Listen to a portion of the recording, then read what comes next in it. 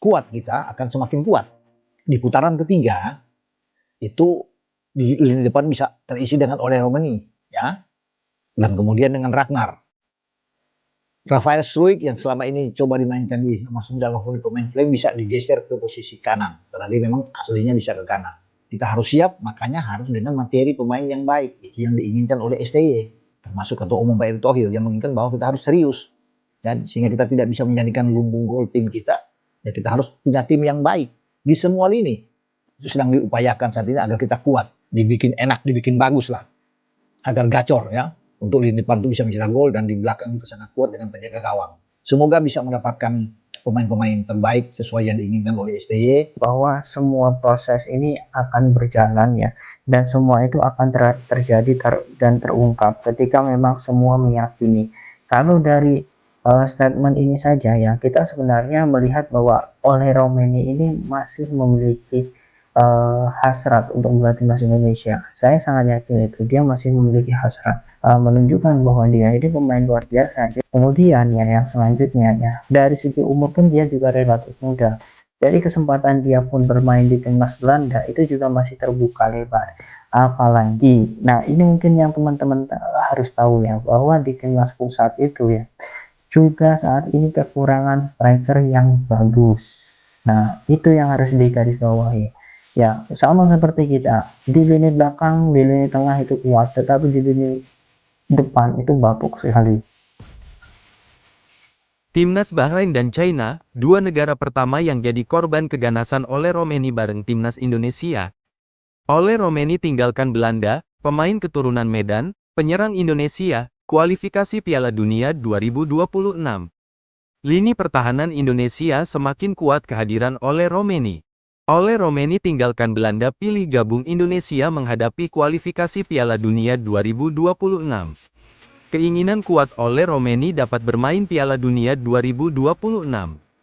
Ole Romeni sempat ragu gabung Indonesia, keberatan Ole Romeni harus pindah status kewarganegaraan dari Belanda menjadi Indonesia. Lama Ole Romeni berpikir, ambil keputusan gabung Indonesia. Timnas Bahrain dan China menjadi dua negara pertama yang muncul sebagai korban keganasan Ole Romeni bareng Timnas Indonesia. Muncul tanda-tanda penyerang FC Utrecht Ole Romeni akan menjalani proses naturalisasi menjadi warga negara Indonesia, WNI. Penyerang 24 tahun itu diketahui saling follow Instagram dengan Ketua Umum PSSI, Erick Thohir. Pemain yang sudah mencetak 1 gol di Liga 1 Belanda tahun 2024 sampai tahun 2025 ini juga sudah mengarsipkan seluruh foto-fotonya ketika memperkuat timnas Belanda junior. Satu tanda lagi Ole Romeni akan membela skuad Garuda adalah, penyerang berambut pirang ini mengikuti akun Instagram Fardi Bahdim. Bagi yang belum tahu, Fardi Bahdim merupakan kepanjangan tangan PSSI untuk melakukan negosiasi kepada pemain keturunan yang ada di Belanda dan sekitarnya. Jika benar Ole Romeni segera menjalani proses naturalisasi sebagai WNI, bisakah ia turun saat timnas Indonesia menghadapi Arab Saudi, tanggal 6 September tahun 2024, dan Australia, tanggal 10 September, di dua laga awal grup C kualifikasi Piala Dunia 2026 zona Asia? Jawabannya belum. Penyebabnya karena butuh waktu untuk mendapatkan paspor Indonesia. Jikapun PSSI melakukan operasi senyap, kabarnya pasti beredar ketika berkas seorang pemain dirapatkan di Komisi 3 dan ex-DPR RI. Karena itu, Okezone memprediksi, Ole Romeni paling cepat membela timnas Indonesia pada Oktober tahun 2024. Di bulan tersebut, ada dua tim yang dapat dihadapi timnas Indonesia, yakni Bahrain, tanggal 10 Oktober tahun 2024, dan China, tanggal 15 Oktober tahun 2024. Dua laga itu akan dijalani timnas Indonesia di kandang lawan. Kehadiran pemain top seperti Ole Romeni dibutuhkan untuk mengacak-acak Bahrain dan China yang diprediksi tampil percaya diri karena bermain di kandang sendiri. Kesimpulannya, Bahrain dan China akan menjadi dua negara pertama yang menjadi korban keganasan Ole Romeni bersama timnas Indonesia. Jika hasil positif atas Bahrain dan China didapat, peluang timnas Indonesia merealisasikan target lolos ke babak keempat kualifikasi Piala Dunia 2026 zona Asia terbuka lebar. Tergabung di grup C bersama Jepang, Australia, Arab Saudi, Bahrain dan China, Sintayong menargetkan timnas Indonesia finish 4 besar. Jadi, sanggup merealisasikannya, Timnas Indonesia, jika ada Ole Romeni di Timnas Indonesia, strategi licik Timnas China tak mempan di kualifikasi Piala Dunia 2026 JIKA ada Ole Romeni di Timnas Indonesia, strategi licik Timnas China takkan mempan di kualifikasi Piala Dunia 2026 zona Asia. Sekadar diketahui, China menyiapkan venue pertandingan yang jauh dari ibu kota negara, Beijing, saat menjamu Timnas Indonesia di matchday keempat grup C kualifikasi Piala Dunia 2026 zona Asia, Selasa tanggal 15 Oktober tahun 2024. Federasi Sepak Bola China, CFA, memilih kota Qingdao sebagai arena pertandingan. Jarak antara kota Qingdao dan Beijing harus ditempuh selama 7 jam perjalanan. Demi meminimalisir perjalanan Timnas Indonesia, PSSI membuat langkah bijak. Berhubung pada tanggal 10 Oktober tahun 2024 Timnas Indonesia lebih dulu melakoni laga tandang kontra Bahrain, skuad Garuda akan disewakan pesawat untuk penerbangan dari Bahrain ke China. Namun, tak sampai di situ usaha PSSI memperkuat Timnas Indonesia. Ada tanda-tanda PSSI sedang melakukan proses naturalisasi penyerang FC Utrecht Ole Romeni dan bomber FC Volendam U21, Mauro Zelstra.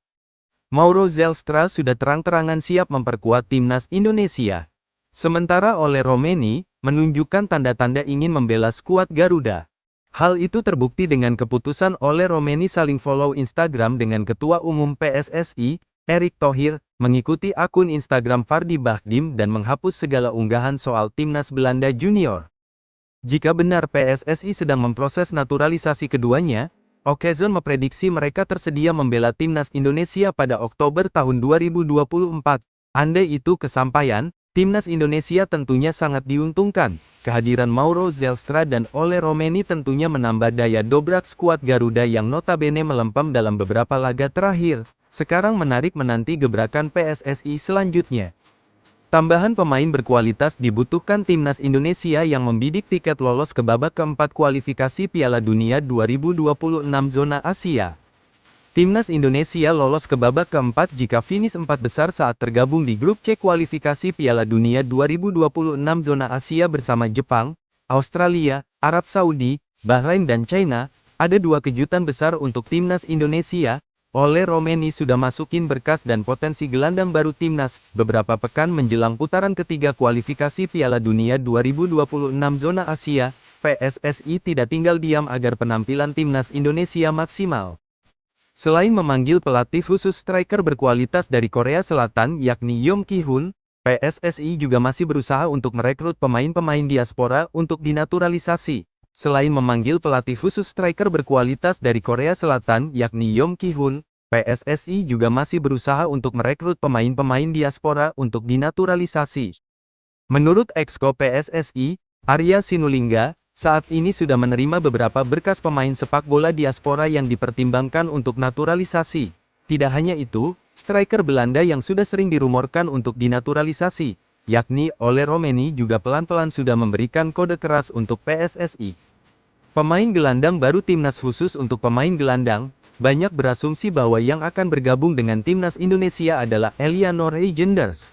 Hal ini diperkuat karena adanya pernyataan dari media Jepang yakni Football Channel, yang mengatakan bahwa Reijenders berpotensi menyulitkan Jepang jika masuk ke Timnas Indonesia. Jika Elianor Reijenders bergabung dengan Timnas Indonesia sebagai pemain naturalisasi, ia berpotensi menjadi ancaman bagi tim nasional sepak bola Jepang di masa depan.